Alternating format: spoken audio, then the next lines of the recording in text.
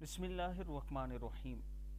صبح فجر کے بعد، شام مغرب کے بعد دن میں 2 بار یہ دعا پڑھیں۔ اول آخر 3 مرتبہ درود ابراہیمی پڑھ لیں۔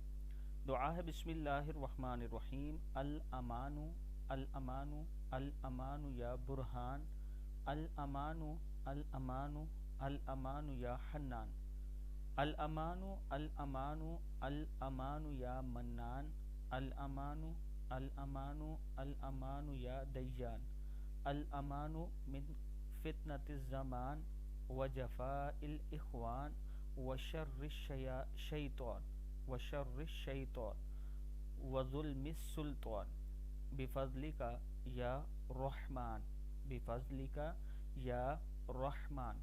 پھر سن لیں، الامان الامان الامان یا برہان، الامان الامان الامان یا حنان، الامان الامان الامان یا منان، الامان الامان الامان یا دیان، الامان من فتنة الزمان وجفاء الاخوان وشر الشیطان وظلم السلطان بفضلک یا رحمان۔